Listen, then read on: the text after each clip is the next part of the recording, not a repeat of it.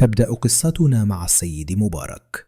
يا إخوة، لو تعلمون قصة هذا الرجل العجيبة والغرابة.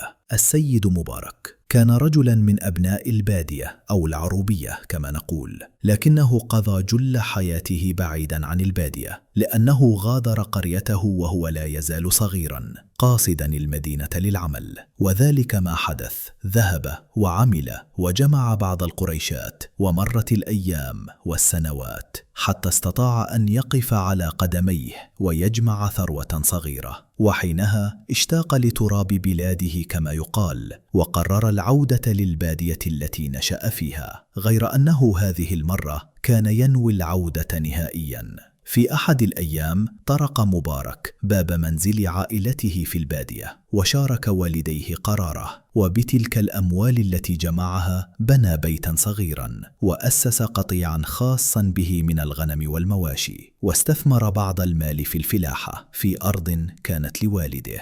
بعد ذلك سيتزوج مبارك بامرأة من قريته، وبدأ يعيش حياة الاستقرار والسلام. مرت الأيام والسنوات، وكبر السيد مبارك ورزق بالأولاد، وتجذر في أرضه، غير أن فيه عادة لم تفارقه، فبين الفينة والأخرى يحب أن يذهب بنفسه ليرعى تلك الأبقار والأغنام التي يملكها، رغم أن لديه أطفالا يرعونها له، لكنه أحيانا يحب أن يذهب بمفرده، فأصلا كانت تعجبه السرحة ويجد فيها راحته. أبقاره حاملا طعامه ولوازمه، يتجه صوب الغابة ليتأمل الطبيعة والهدوء ويفرغ عقله ويرتاح. كان شعورا يجعله يحس وكأنه يلتقي بذاته ويعيد تحديث أفكار دماغه. وأهل البادية سيفهمون جيدا عما أتحدث. وفي نهار من الأيام كان السيد مبارك خارجا يرعى أبقاره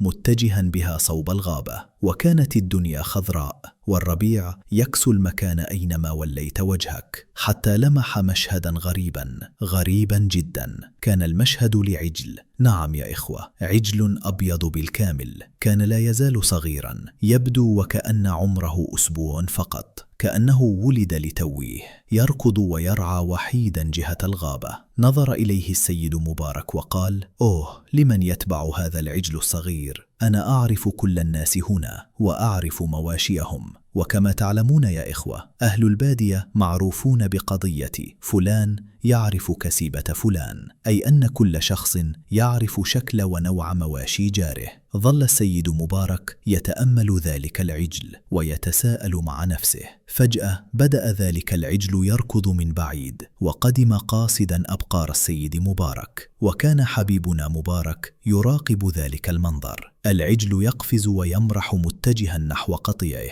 وتعلمون ركض العجول وقفزاتها حين تكون صغيرة ونشيطة، يكون خفيفا ومتحركا جدا. جاء العجل واختلط مع أبقار مبارك، أما السيد مبارك فاقترب من العجل وبدأ يتفحصه وينظر إليه. لاحظ أن العجل لا توجد به نقطة سوداء واحدة ولا حتى بنية، كان أبيض بالكامل بياض الثلج. بقي مبارك مذهولا، والغريب أن أبقاره تعاملت مع العجل بطريقة خالية من الفضول، لم يبدأوا بشمه أو محاولة استكشافه، بل تعاملوا معه وكأنه واحد منهم، وكأنه مألوف لديهم.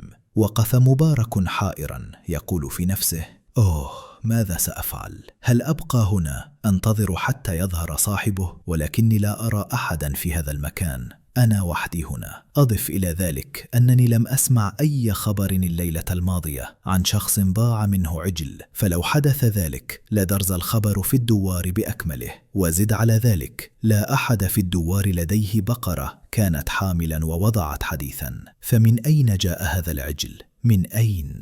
بدأ أخونا مبارك يصفر وينادي بأعلى صوته: لعل وعسى يظهر أحد ليكون هو صاحب العجل. ولكن لا جدوى يا إخوة، مرت الساعات ولا شيء، لم يظهر أحد هناك، وأبقاره ترعى والعجل يدور حولهم ويلعب، وسعيد مع نفسه، غير مدرك للموقف الذي وضع فيه السيد مبارك في تلك اللحظة. أخونا مبارك انتظر حتى تعب، واقترب المغيب ولم يجد صاحبه، فقام وجمع كل شيء وقال باستسلام: ليس بيدي حيلة، سأرده معي، لعله الله يظهر صاحبه لاحقا، وإذا ظهر سيأخذ أمانته، فهي محفوظة في الحفظ والصون. المهم، عاد ذلك اليوم وأدخل كل شيء للحظيرة. الكوري أدرج أبقاره وأدرج معهم ذلك العجل، والعجل وهو داخل كان يسير بمرح، وكأنه يعرف المكان ويعرف تلك الحظيرة، رغم أنه يبدو أنه خرج لهذا العالم منذ أسبوع فقط. أغلق عليهم مبارك جميعا وذهب لينام تلك الليلة. حتى الصباح سمع طرقا على باب منزله. في الوقت الذي فتح فيه الباب وجد رجلا كبيرا اسمه عباس، وهذا عباس أيضا من أبناء الدوار. كان رجلا يتعامل كثيرا مع مبارك، يشتري منه الدجاج والبيض ليبيعهما في الأسواق، وأحيانا يشتري منه حتى المحصول، الغلة، القليل. مبارك حين فتح الباب ورأى عباس قال في نفسه: لعل هذا الرجل جاء بخبر ذلك العجل، أو ربما أحد أخبره أنني شوهدت مع أبقار مبارك ومعي عجل. المهم، تكلم السيد مبارك مع عباس وقال له: يا رجل، من يوم دفنوه لم يروه، ما الخبر يا مولاي؟ أجابه عباس: صباح الخير يا سيد مبارك، صباح الخير، لا شيء لا شيء، جئت فقط لأحضر لك أمانة. قال مبارك: أمانة؟ هل تتحدث عن العجل؟ أجابه عباس باستغراب: العجل؟ أي عجل؟ هنا فهم مبارك أن عباس لا علم له بالدنيا ولا يعرف قضية العجل، فقال له: لا شيء، فقط البارحة كنت مخرجا أبقاريا للرعي، واختلط بهم عجل كان تائها قادما من الغابة، فظننت أن أصحابه يسألون عنه وأرسلوك لي. قال عباس: غريب هذا الأمر، أخبرني، ألم يظهر لك صاحبه هناك في الغابة؟ أجابه مبارك: لا شيء، انتظرت طويلا ولم يظهر أحد. قل لي أنت، ما الذي جاء بك؟ إذا كنت قادما من أجل الدجاج فقد بقيت بركة قليلة، أردت تركه ليتكاثر قليلا ثم أبيعه لك. أما المحصول فقد أخذته الشهر الماضي، وكنت قد قلت لي أن أصبر عليك شهرين، فماذا تريد مجددا أيها الشقي؟ أجابه عباس وهو يبتسم: يا سيد مبارك، ماذا سأقول لك؟ البارحة جاد الله علي برزق في الليل، فقلت أزيل عني الأمانة، يعني الدين التي علي، قبل أن يمر الشهران. هذا ما في الأمر. هنا أدخل السيد عباس يده في جيب جلبابه المثقوب ومررها لحزامه وأخرج صرة من المال.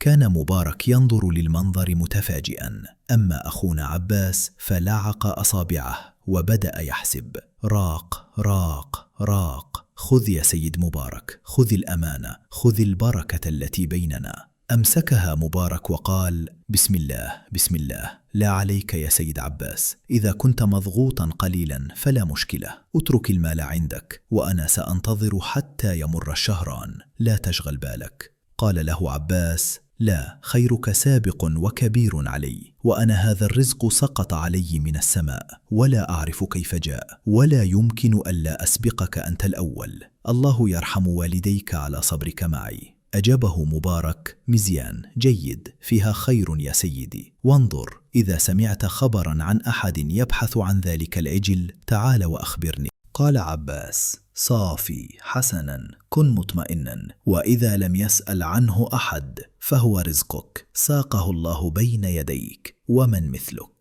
الآن يا إخوة، أريدكم أن تروا النية والبراءة والقلب الطيب. لا يوجد مكر ولا خداع ولا تلك الألاعيب، ولن أقول لكم إن هؤلاء هم أهل البادية فقط، بل أينما ذهبت تجد الطيب والخبيث.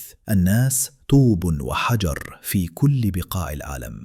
أما السيد مبارك فكان رجلا من هؤلاء الطيبين، ولذلك كان الله يلاقيه بأناس دراويش بسطاء مثله ويشبهونه، ومنهم هذا السيد عباس. المهم يا سادة، لنعد لقصتنا. بمجرد أن أغلق مبارك الباب ذهب مباشرة للحظيرة، قاصدا تفقد حال ماشيته وحال ذلك العجل كيف أصبح. لكن هنا كانت المفاجأة. بمجرد أن أطل مبارك لم يجد العجل الصغير غير موجود، والأدهى أن الباب الخذفي للحظيرة كان مفتوحا، وجده مردودا كأن أحدا فتحه. قال: أعوذ بالله، هل تركت الباب مفتوحا البارحة؟ هل يعقل أن العجل هرب؟ زاد ونظر جيدا وسط الأبقار، لا أثر للعجل، ولكن في الوقت الذي دار فيه خلف الحظيرة وجد العجل جالسا قرب صنبور ماء يتشمس. كيف وصل إلى هناك؟ الله أعلم. بدأ مبارك يقول: ويلي، هل تركت الباب مفتوحا لكني أغلقته؟ أعوذ بالله من الشيطان الرجيم، سبحان من لا يسهو. المهم، سايس مبارك العجل حتى أعاده للحظيرة ووضع لهم الماء والعلف، لكن الشيء الذي لاحظه مبارك أن البقر كان نشيطا جدا في ذلك الصباح، كان حيويا ويأكل وواقفا ويبدو فرحا، لم يكن فيهم الكسل المعتاد، وأهل البادية سيفهمون هذا جيدا. مر ذلك اليوم ومر اليوم التالي ولا أحد جاء يسأل عن ذلك العجل. خاف مبارك أن يبدأ بسؤال الناس من باع له عجل، فيقفز أحدهم ويدعي كذبا أنه له، لذلك كان يسأل فقط الأشخاص البسطاء الذين يعرفهم مثل عباس، ومن بينهم سأل رجلا يملك دكانا صغيرا جدا في الدوار اسمه فاضل، وقف عليه مبارك بهندامه وقبعته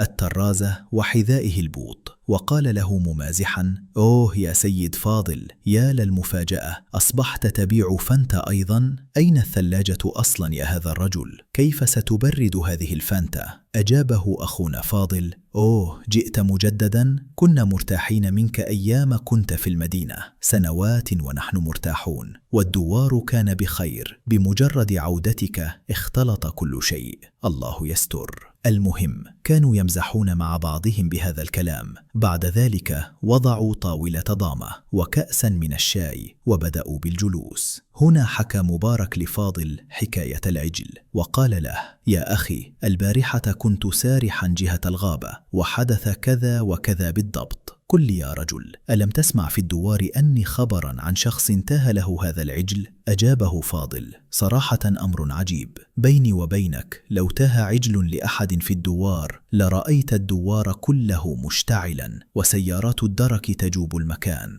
لا شيء يا سيد مبارك، لا يوجد خبر نهائيا. قال مبارك: والله لقد اخترت، كأن العجل خرج من تحت الأرض أو سقط من السماء، صراحة هذا شيء غريب ودوخني. قال له فاضل: ماذا سأقول لك؟ العجل وجدته وهو حلال عليك، ضمه لقطيعك، والصلاة على النبي، ولا تضرب لهذا الأمر حسابا، وكلامنا سيبقى بيننا. وبينما هم يتحدثون ويلعبون، سمعوا طفلا صغيرا ابن أخي فاضل يركض ويلهث ويصيح: يا عمي فاضل، يا عمي فاضل، قالت لك جدتي أغلق المحل وتعال بسرعة، زوجتك فريحة تلد.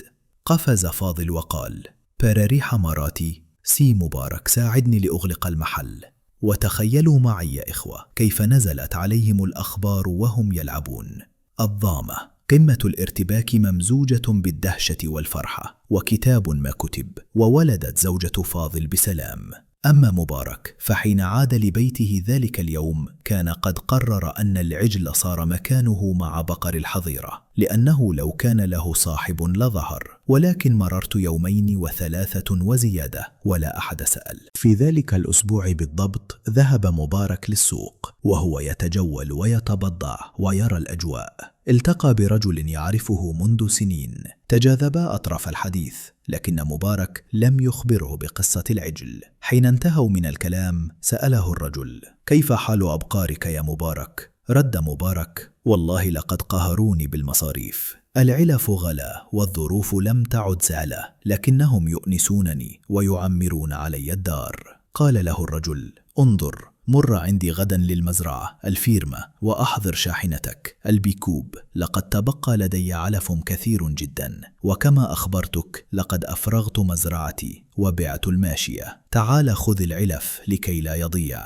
وهناك أيضا بركة من الحليب كنت اشتريته من الخارج للعجول الصغيرة، قد ينفعك. تذكر مبارك عجله الصغير وتذكر أنه كان محتاجا للحليب، قال في نفسه: الحمد لله على كل حال، خير. وبالفعل في الغد ذهب وأحضر تلك الأشياء، وبدأ يسقي العجل ويشربه الحليب وهو جالس يمسح على رأسه ويؤانسه.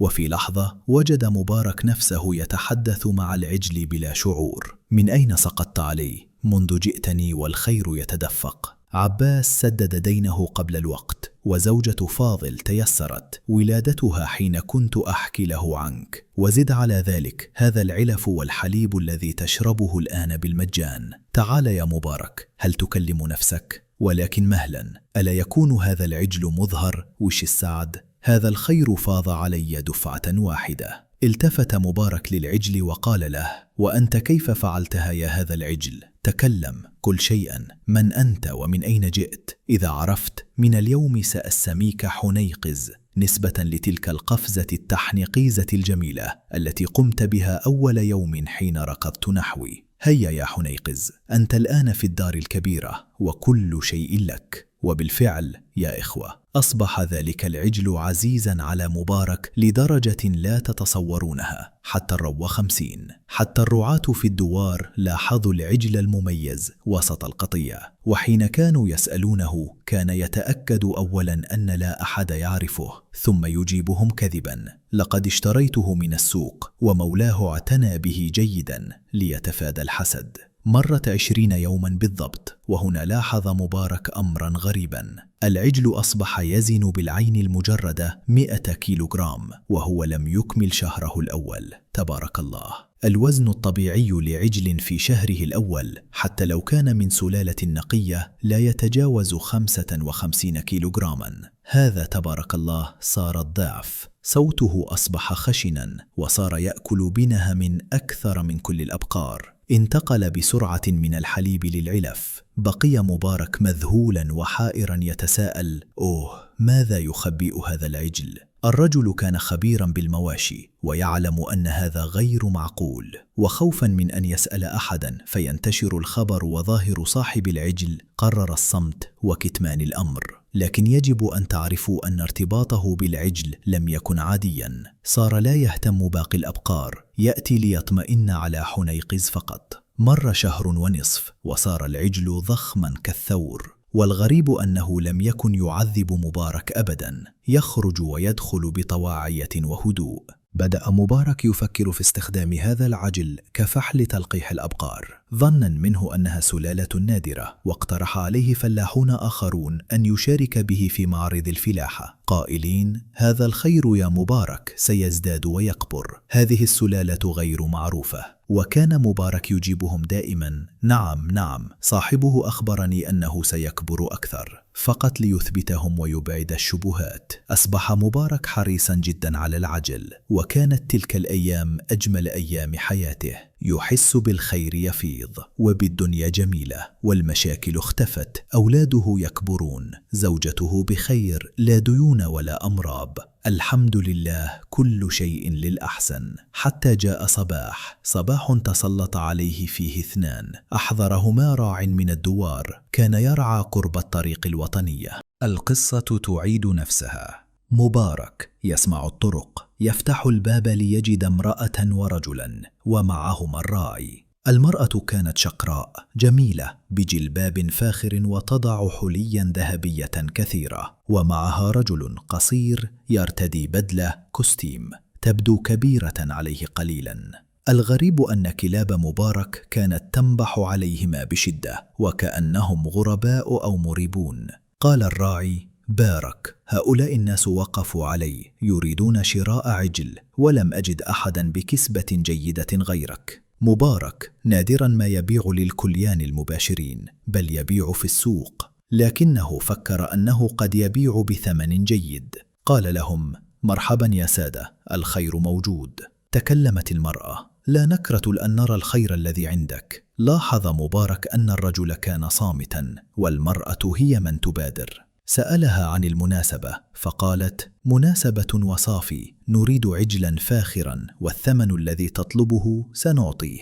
أدخلهم مبارك للحظيرة. دخلت المرأة تتجول بعينيها، والرجل واقف بعيدا يبدو كالمخطوف أو المسطي الأبله. حين وقعت عين المرأة على حنيقز الذي كان ضخما وجميلا، اتسعت عيناها وقالت: وهذا يا سي مبارك، أهو معهم؟ قال: أي واحد هذا؟ قاطعت: أبيض لذوب الكامل، يا لظهري يا لظهر الجيد يا ربي. قال مبارك: لا لا يا شريفة، هذا الذي تشيرين إليه ليس للبيع. قالت: كيف؟ كما سمعت الباقي للبيع، أما هذا فألقح به أبقاري. وقفت المرأة بحزم وحدقت في العجل وقالت: لا لا سي مبارك، جد لي حلا في هذا، أنا أريد هذا وبالثمن الذي تريده. غضب مبارك وقال بصرامة: هل سنعيد الكلام يا شريفة؟ قلت لك ليس للبيع. التفت مبارك للرجل القصير فوجده واقفا يمطط فمه كأنه يتذوق شيئا، وعيناه مفتوحتان تحدقان في العجل. أحس مبارك أن الاثنين ليسا طبيعيين، وحين رأى إصرار المرأة اتغاء البيع وقال: يا سادة اسمحوا لي، لا بيعا ولا شراء، سأوصلكم إلى الباب. قالت المرأة بغضب: ليس هذا من الصواب. أجابها: اسمحوا لي، الله يعاونكم. بمجرد خروجهم أمسك مبارك الراعي ووبخه بشدة وطرده. دسي يلهث وهو يرتعد، أحس أنه دافع عن العجل وكأنه يدافع عن ابنه، وتيقن أن بينه وبين هذا الحيوان رابطا غريبا. من هي المرأة؟ ولماذا الرجل يتصرف هكذا؟ ولماذا أرادت العجل بأي ثمن؟ خاف مبارك على عجله. وفي يوم زاره فاضل ومعه رجل وقور يدعى بالحسن. قدمه فاضل قائلا: هذا بالحسن شيخ جليل أستشيره في الدين، وقد حكيت له قصتك. بالحسن سأل مبارك عن حاله ثم قال: لقد حكي لي فاضل قصة العجل كاملة، أخبرني كيف وجدته. حكى له مبارك كل شيء، من اللقاء في الغابة للنمو السريع لزيارة المرأة الغريبة، وصولا لحلم رآه البارحة، رأى فيه رجلا يلبس الأبيض يطلب منه أن يريح العجل ويرده لخالقه. حين سمع بالحسن الحلم وحين رأى العجل بعينه قال: ما شاء الله، والله أكبر. ثم شرح لمبارك: هذا الخير يا سي مبارك كأنه سقط من السماء، هذا النوع مظهر وتابعته البركة. لكن يا بني، هذا العجل بجماله وبياضه مرصود من ملوك الجن، دمه إذا ذبح بعد 100 عام سيعطي قوة للجن لا تقهر. والرجل في منامك هو جن مسلم صالح كان يحرس العجل، فراقه صعب لكن وقته حان، يجب أن تذبحه وتسيل دمه في أرضك بنية التقرب لله، لكي لا يقع في يد الشياطين وتحدث فتنة. سقط مبارك يبكي، لكنه استوعب الدرس، وفي الغد بقلب مؤمن وبمساعدة الرجلين نظفوا المكان. وحين فتحوا الباب مشى حنيقز بطواعية لمكان الذبح واستلقى للقبلة وكأنه يرضى بقضاء الله. ذبحه مبارك وهو يكبر والدموع في عينيه. وحين خرجت روحه بدا وكأن العجل يركض في بستان واسع. تصدقوا بلحمه على الدوار وتخلصوا من دمه بحرص لئلا يتخطاه أحد. لم يكن الأمر سهلا، لكن بعد عام صار مبارك أغنى كاسب في المنطقة وتضاعفت ثروته، وعرف أنه كان اختبارا من الله، هل سيصدق بأحب ما يملك؟ وقد نجح. يقول الله تعالى: لن تنالوا البر حتى تنفقوا مما تحبون.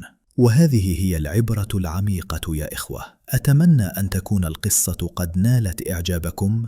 كنتم مع قناة القصاص. إذا أعجبتكم هذه الحلقة لا تنسوا دعمنا بزر الإعجاب والاشتراك في القناة لتصلكم كل الحلقات الجديدة. نقدم لكم قصصا من الغموض والرعب والتشويق والدراما، وقصصا من عالم الجن والعوالم الأخرى. نلتقي في الحلقة القادمة.